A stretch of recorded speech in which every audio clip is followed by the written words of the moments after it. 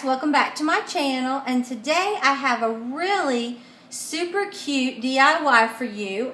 One of my subscribers wrote me and asked if I had any idea of how to make a 3-tier hammered tray. She was interested in it, but she said they were very pricey, and I agree. I have thought the same thing myself, and I would like to have one as well. So I said I would work on it, and I think I came up with a really good idea. So that's what we're going to make, and let me show you what you'll need to make the project. You're going to need a 3-piece cake pan set, one that's smaller, and then about a medium size, and then a large size. And I got the Springform one, and I think the buckle kind of just adds a flair to it, a nice little taste, a look to it. So that's what you're going to need. And then you're going to need some Rust-Oleum hammered spray paint, and this is in the silver. And that's what's going to give us that hammered look. Now you're also going to need, for the bottom of your trays, you're either going to need felt pads or you're going to need some furniture movers. Either one you want to use, just so that it'll be big enough to cover the nut that's going to be in the bottom of our pan. And the reason I chose the Springform pans is because I couldn't find individual 3 different sizes of cake pans. I would have gone to the Dollar Tree, but mine didn't have that. Now you're also going to need some nuts, and you're going to need 1 nut, maybe 3. And the size is 1/4 by 20. And then you're going to need some Fender washers, and the size on this is 1/4 by 1 inch, and we may use 1 or 3 of these. And then you're going to need a piece of EMT, and it's 3/4 inch conduit, and that's in the electrical department. They used to cut them for you, but they don't do that anymore. They stopped like last year. And then you're going to need, let's see, all thread rod, and I want my 3-tier tray to be 24 inches tall, so you need to get your thread rod as tall as you want your tray to be. And then, let's see, then you're going to need a lamp finial for the top so that it'll look decorative. So as far as tools, if you have like a husband, your father, a friend, or some of you may be very handy with tools, you'll be in great shape. What you're going to need is a hacksaw with a metal blade, and then you're going to need a miter box or to cut the EMT. And if you don't want to use that to cut your EMT, what you can use is you can get a tubing cutter, and it looks like this. A plumber would have it. And the reason that we chose to use this is because it makes a very smooth line when it cuts that EMT, and it's very straight. Okay, and then you're going to need a tape measure to find the actual centers of the bottom of our pans, and also to cut the rod and the pipe in the right length. And you're going to need a center punch and a hammer. And the reason is you're going to start making a dimple in this, like an indentation. And that way when you use your drill bit, it won't just slide, it'll make a smooth cut. And speaking of a drill, you're going to need a drill and a 3/4 metal drill bit. So other than that, that's all you're going to need to make the project, and it's really going to turn out super cute. Okay, so let's start making the project. Okay, what I'm going to do is find the center of this pan. And I decided I wouldn't do it with a tape measure because that seemed kind of hard, but it probably isn't. So this smaller one came with this round thing in it. So I just folded it like this, and then I folded it again, and then I put a pencil through the center. So that's what I'm going to do. And now I'm going to make the center. So I'm just going to get a little block of wood, and I'm going to turn it upside down because it's really going through like the center of one of these little dimples. So this is super easy. It looks like it's complicated, but it really isn't. Of course, this block of wood's a little smaller than my other one. This pan's bigger. and here's my hammer, and just hold it straight and just hit it one time. Okay, and I made my little dimple. I don't think you can see it, but anyway, I have one here. And then on the others, I just made a pattern by laying some paper that they wrapped something glass that I had purchased in. And then I traced it around the edge, and then I just folded it again to get the center, like that. And then I just put a center here, and then I put tape around it so I wouldn't, when I flipped it over, get confused. And then I've already made my center in that, and you can see this one, it stands up nicely. And then I've already done this one as well, and you can't see that one very well. So I'm going to go spray paint them, and I'll be right back. Guys, I'm back, and what I did is before I sprayed it, I had my husband go ahead and take the drill and just drill a hole in the center of each one of these, and then I spray painted each one with the hammered Rust-Oleum silver spray paint. Okay, now we're going to start assembling, and then also I went ahead and put these little sticky pads on the bottom because it was real simple. You just peel and stick. Now you can see the color it was before I spray painted it the silver, and I really wish I had left it the plain Teflon color, and I'll tell you why in a minute. Okay, now we're going to start assembling it. So I'm going to enlist the help of my husband because he's taller, and he can help me put this together, and I know exactly where I want it.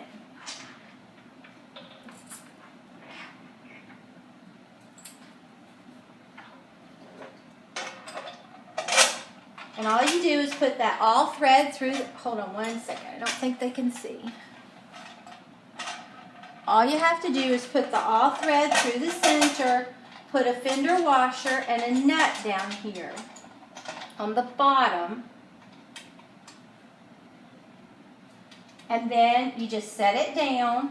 And then we also have added another little washer on top of, a larger washer on. What size is this washer? I don't remember. It's a 1/4 by 1.5 inches, okay? And then we're going to slide this on top. We need to come down here so they can see better. Then we're going to slide this EMT over. We're going to put one of our nuts. We're going to screw it down on this all thread. And remember, this is supposed to be as tall as you want your project to be.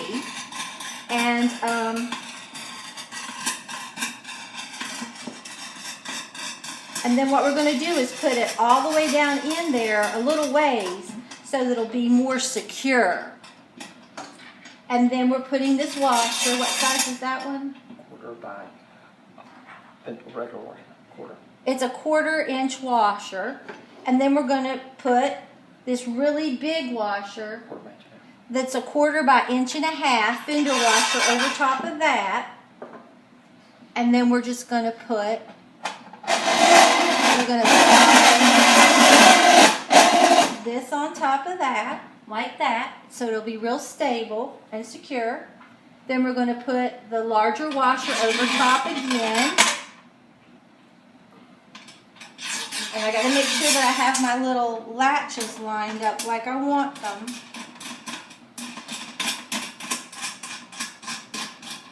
But this really gives a super cute look. I'll tell you why he's putting this on. I wish that I had left it just the Teflon color, because if you spray paint Teflon, you have to take a couple steps.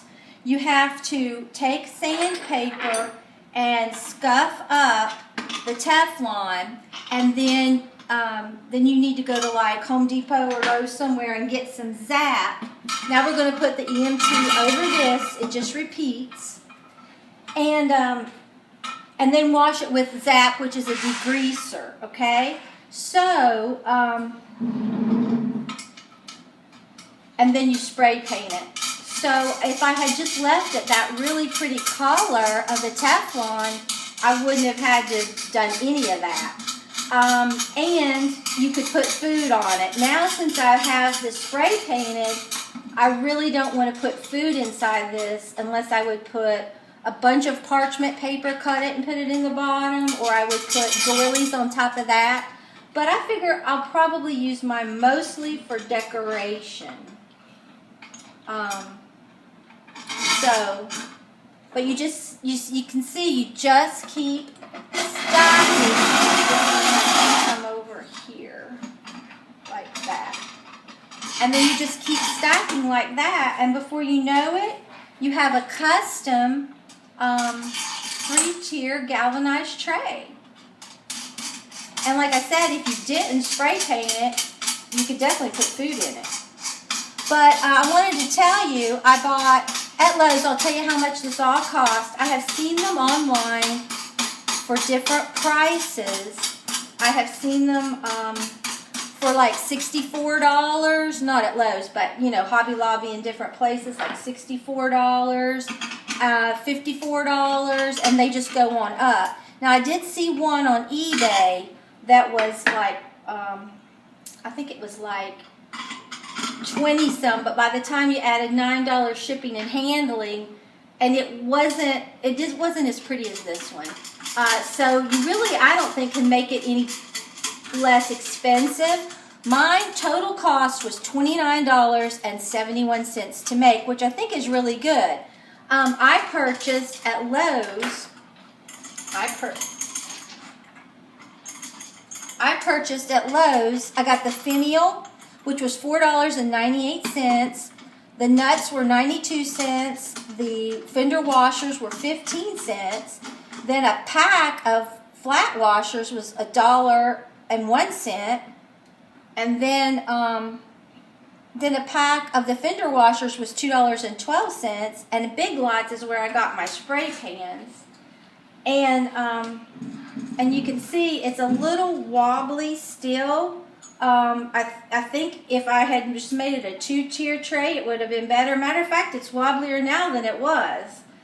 And I don't know why, because the first time we put this together, it wasn't that wobbly.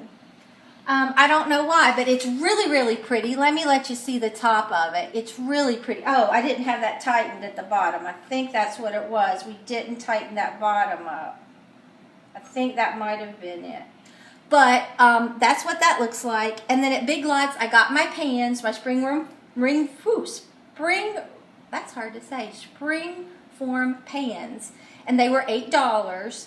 And then the paint I got at Walmart was $5.68, and then these little pads that go on the bottom were $1.99.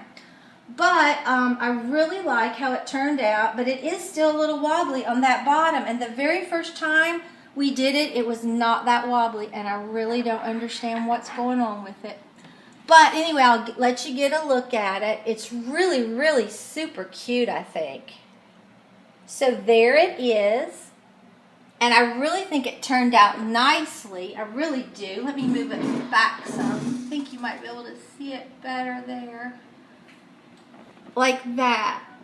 There you go. Now you can kind of see it. So if you wanted, I mean, you could put decor in the top of it. It would be really cute like that. You know, just put little things down in it. And you can see just how pretty it is. It's really, really cute. So it is a little wobbly, but I'm not going to lie to you. But I think we can figure out what's wrong, because like I said, the very first time we did it, it wasn't that wobbly, and I don't know what's going on with it. But if you enjoyed this video, please give it a big thumbs up and subscribe to my channel. Until next time, bye guys.